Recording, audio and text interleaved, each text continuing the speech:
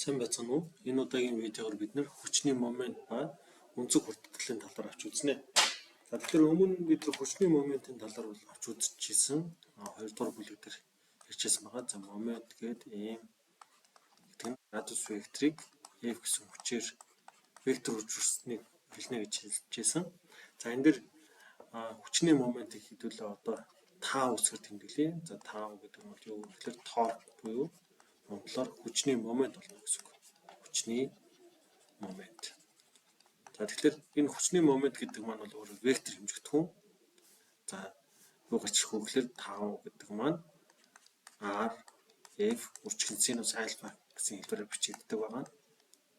За бидний энэ дээр бол альфа гэдэг нь бол R болон F2-ын хоорондох өнцгөө гэдэг өмнө 2 дугаар бүлэгт ярьжсэн. За тэгээд энэ бодлон дээр нөгөө нэг хөшүүргийн талаар ихэд бол авч үздэг байна. За тэгвэл одоо бид нар хүчний моментыг өмнө яаж үзэх вэ гэхээр за ямар нэгэн R гэсэн вектор байлаа гэж үү, радиус вектортай R1. За тэгээд дахиад R2 гэсэн радиус вектортай хоёр дамар байлаа гэж үү. За энд 2 гэсэн радиус вектортай. За нөгөө эхний тохиолдолд нь болохоор R1 гэсэн дамарт за одоо ийш чиглэлд F1 гэсэн хөгжүүлж байгаа. За энэ чиглэлд F2 гэсэн хөгжүүлж байгаа гэж үү. За энэ тохиолдолд бол бид нар нийлбэр хүчний моментыг олоо гэсэн даалгавар ирлээ гэвэл яаж болох вэ гэхээр за энэ дэр эхний үжир маань R гэсэн вектор байна. За тэгэхээр баруун гарын дүрмийг авна. За ингэж авна гэсэн үг. За тэгэхээр энэ үжир бол нэгдүгээр үжир буюу R гэсэн вектор болно. За ийшээ бол F гэсэн хүч болно. За энэ чиглэлд юу гарч ирэх вэ гэхээр F буюу торк маань гарч ирнэ гэсэн үг. Нэгний баруун гараа ингэж авна гэсэн үг. За энэ радиус вектор. За тэгэхээр эхний тохиолдол дээр бол юугаа авах юм бол радиус векторыг ингэж авах юм бол R гэж ингэж очирээд за F ийшээгээ чиглэлтэй. За энэ уруу цаашаа чиглэлтэй байгаа буюу энэ дэр торк маань цаашаа чиглэнэ гэж үзнэ. За энэ дэр бол юу болох вэ гэхээр торкыг маань цаашаа чиглэнэ. За энэ бол ямар вектор юм бэ? За нөгөө тохиолдолд нь бол радиус вектор эхний үжир авлаа. Дараа нь F нь доошогоо. За энэ дунд хуруу бол над руу гарч иж байгаа буюу энэ дэр торк маань нааш чиглэлтэй болж байна гэсэн үг. За ингэж бол хүчний моментын чиглэлийг тооцох. За тэгээд нийлбэр хүчний моментыг олоо гэх юм бол энэ дээр бол 5-1 болон 5-2-ын нийлбэр байна гэж үзнэ. Нийлбэр. За энэ бол юу вэ гэхээр тоотал буюу нийт хүчний моментын нийлбэр байна гэсэн үг. Ингэж үзнэ. За тэгээд энэ дээр вектор учраас бид нар мэдээ чиглэлээ тооцно. За 5 векторын тоо утгыг олох юм бол за энэ тоотал байгаа. Энэ дээр бол нааш чиглэлтийг хэдүүлээ Y гэж үзье. За цаашаа чиглэлтэй нь юу болж өгөхлөр сөрөг болно. За тэгэхээр 5-1 маань Y нэмэх нь сөрөг 5-2 буюу эндээс юу болчих вэ гэхээр 5-1-ээс 5-2-ыг асч байгаа гэсэн. За энэ дээр нийлбэр ингээд олох юм бол юу болчих вэ гэхээр F2-ыг үржих нь R2-ыг бид нар 5-1 гэж үзсэн байна. За эндээс хасах нь биш энэ 5-2 шүү. Энэ 5-2. Энэ 5-1 байна. Тэгэхээр энэ бол 5-2. Энэ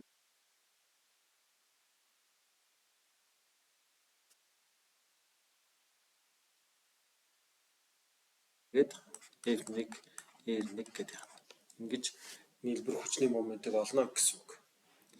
За тэгвэл одоо бид нэр энэ хүчний моментыг юутай холбож өгөх вэ гэхээр инерцийн момент болон өнцөг хүртгэлтийн хамгаалалаар гаргаж ирээ.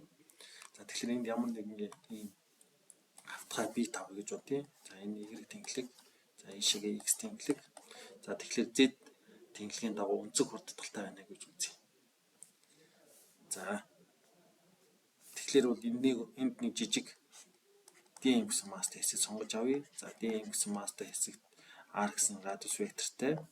За энийг эргүүлж байгаа гэж үү. Яг энэ ОЦ ихтэй тойруулаад эргүүлж байгаа. Ийшээгээ эргүүлж яана гэж санаа. За ингээд эргүүлж явах юм бол энэ чиглэлд юу болох вэ гэхээр энэ нөхөр маань бол яг радиус векторт бол перпендикулараар F5 гэсэн хүч үйлчлэнэ. Энэ дагуу тангенциал хүртгэлтэй олно гэж үзье. За тэгэх юм бол энэ дээр бид юу гэж үжих вэ гэхээр F тангенциал. За энэ бол DM гэсэн маст үйлчилж байгаа учраас бид жижиг D гэж үзье. За DF5 тэнцүү DM үржих нь A 5 болно гэсэн. За тэгэхээр бүх хэсгийн өнцөг хурдтгалууд бол яг уу гэхээр яг адилхан байна. За энд R1 гэсэн векторт бол тийм гэсэн мастай нөхрөл хэрэгжилж байна гэж үү. Тэгэхэд бол бүгднгийнх нь өнцөг хурдтгал бол яг уу гэхээр яг адилхан байна. За тэгэхээр A5 гэдэг бол тангенцаал хурдтгал байгаа. За тангенцаал хурдтгал маань бол яаж гарч идэг вэ гэхээр A5 маань үржих нь радиус болж байгаа. Өнцөг үржих нь радиус. За тэгэхээр эндээс бол юу болох вэ гэхээр бид нар хүчний моментыг олъё. За D5 гэж бодох юм бол D5 гэдэг маань DF-ийг үржих нь R болно гэсэн үг. За тэгэхээр эхний үржүүр маань бол R нь урдаа байдаг байгаа. R нь урдаа. За тэгээд F5. За бид нар энэ тохиолдолд бол энэ хоёроо 90 градусаар байна гэж бодъё.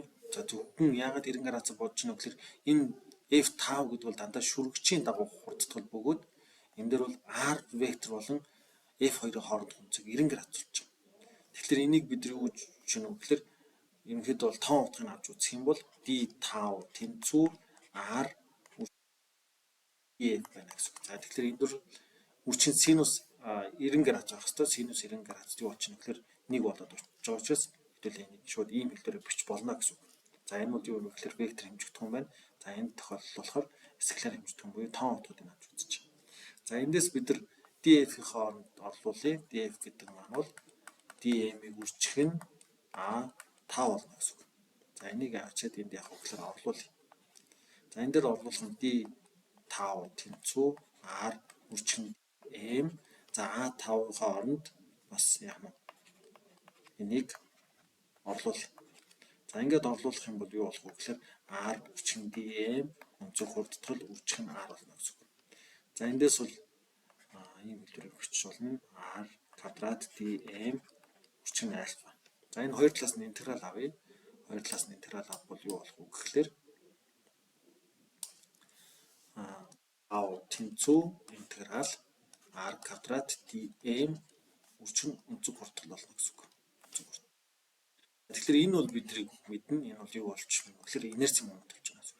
Тэгэхээр нийлбэр хүчний момент маань бол юу болж байгаа вэ гэхээр 5 тэнцүү инерци моментыг үржих нь өнцөг хурдтгал. Ийм болж.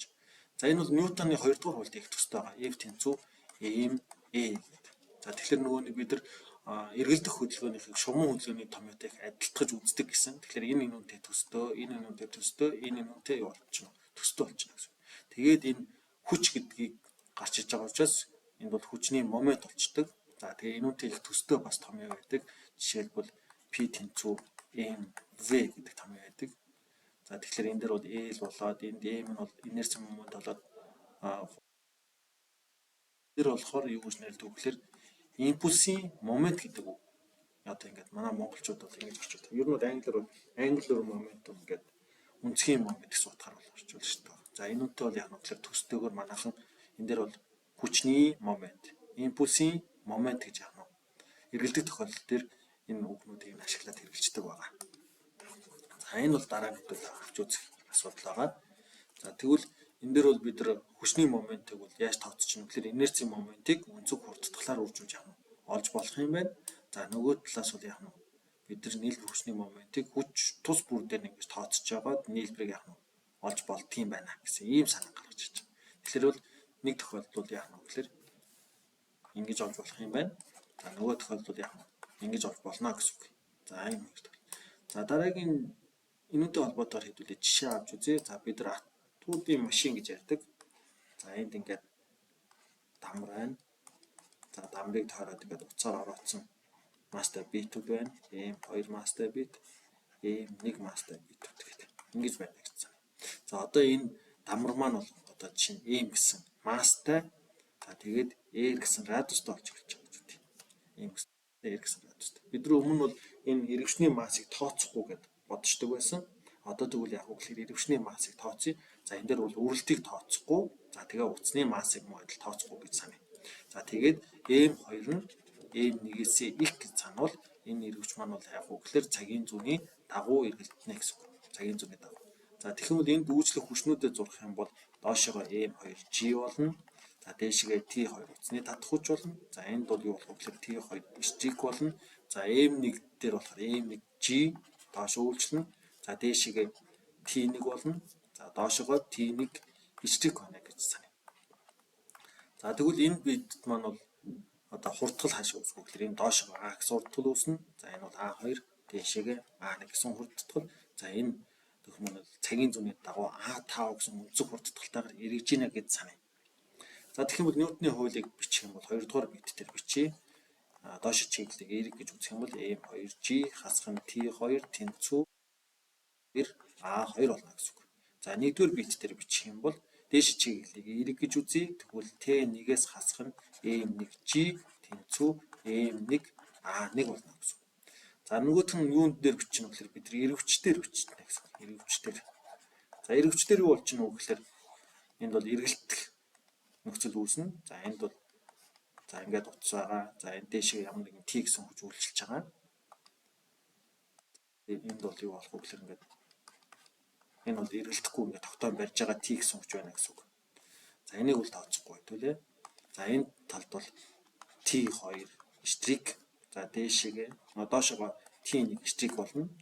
За утасны массыг тооцохгүй гэж байгаа юм чинь бол юу болчих вэ гэхээр T1 штрик маань T1-тэй тэнцүү болно. T2 штрик маань T2-тэй тэнцүү болно гэсэн үг. Тэгэхээр би энэ T2 штрикийг шууд яг T2 энийгээ T1-гээ бичиж байна. Ялгааг үүснэ. За тэгэхээр хүчнүүдийн момент за энд R гэсэн радиустай болно. За тэгэхээр би яг энэ эргвчин дээр болохоор хүчний моментуудыг тооцъё. За тэгвэл юу болох вэ гэхээр T total тэнцүү. За яг өмнөдөө адилхан би шууд бичих юм энэ дагуу тангин цаал хурдталтай болох хэвээр. Тэгэхээр T2 нэг байна гэж үзээд T2-ийн дагуу T2-ыг R-аар үржүүлээд хасах нь T1-ийг үржих нь R болно гэсэн үг. Нэгсний энэ хүчний момент нь бол яа ч юм гэхээр их байгаа учраас энийг цагийн зүүнний дагуу эргүүлж яа гэж сэтгэж байгаа. За ингээд бодчихно. За нөгөө талаас торк гэдэг маань бол юу болчих вэ гэхээр инерци моментыг үржих нь өнцөг хурдтал байна гэж ингэж үзье. За тэгэхээр энэ хоёр талаас бичснийг яах вэ гэхээр тэнцвүүлээ бичих юм бол эргвчийн тэгштэл маань юу болох вэ гэхээр энэ хоёрыг нийлүүлвэл T2-оос хасах нь T1 за үржих нь R за тэгээд инерци моментыг үржих нь I болно гэсэн үг. Өнцөг хурдтал. За тэгэхээр бид нар дискний өнцөг хурдталыг бол мэднэ. Дискний өнцөг хурдтал гэдэг нь бол M R квадрат үржих нь 2-1 гэсэн коэффициенттэй байдаг. За тэгэхээр бол эндээс бол эргвчний масс бол том юм болчихно гэсэн үг. За энийг яаж яах вэ гэхээр энд орлуулъя. За ингээд бидэрт бол юу болчихно гэхээр 3 тэртэг болчихж байгаа. Энд 2 дугаар бит дээр энэ 1 дугаар бит дээр эргвчдээр бичиж байгаа тэртэг маань бол ийм гараад ирчихнэ гэсэн үг. За ингээд тэртгэлүүдээ одоо хайтаан болгоё. За дээрээс нь бид нар юу болох вэ гэхээр A1 гэдэг нь бол A2-той тэнцүү, дээрээс нь A тангин цаал хурдталтай тэнцүү байгаа.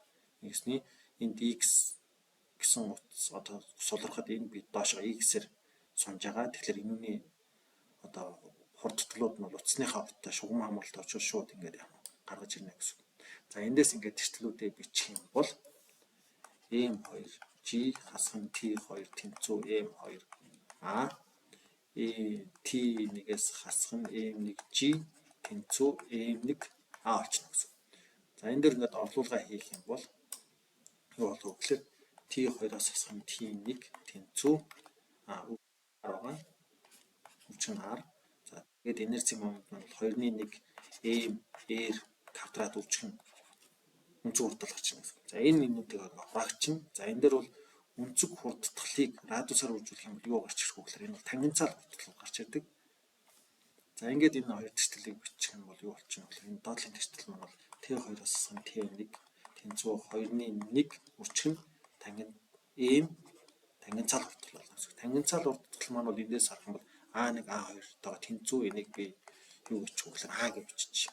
За тэгэхээр энэ бол тангин цаал хурдтал болоод энэ дээр бол юу болох нь A гэдэг хурдтал болно гэсэн. За ингээд энд бол 1-р тэртэл, энд 2-р тэртэл, за энд 3-р тэртэл гэдэг ийм 3 тэртэл болчлоо гэж үзье. За эндээс нь биш. За энэ 3 тэртэлийг аваад үзье. За одоо эндээс бол юу болчихно гэхээр T1 T2-ыг олоод энэ тэртэл рүү ингээ орлуулахад бол эндээс T2-ыг олох юм бол юу болох вэ гэхээр M2G-гээс хасах нь M2A болно. эндээс T1-ийг болох юм бол M1G-гээс нэмэх нь M1A болно. За энэ хоёр тэртгэлийг ийш нь орлуулъя. Энийг яах вэ? Болно. За нөгөө тохиолдолд болохоор энэ хэсгийг энд орлуулна гэж бодъё.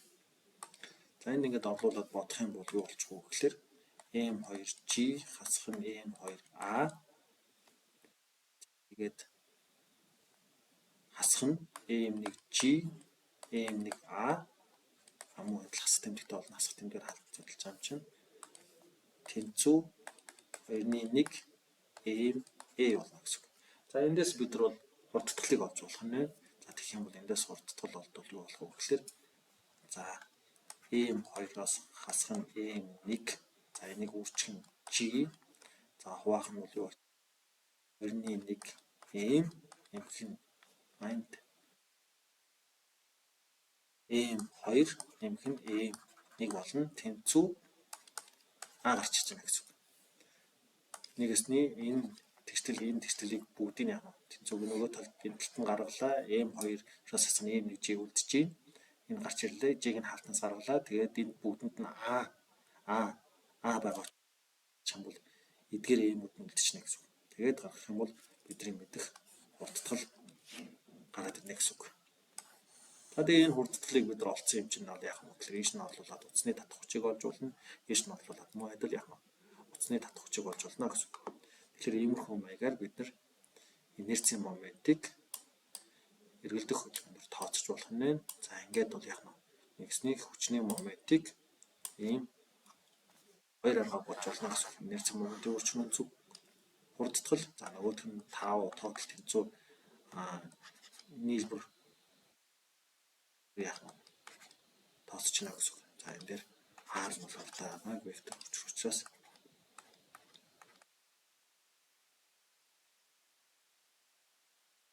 гээс авахлаад энэ хүртэл. За ингэж яах вэ?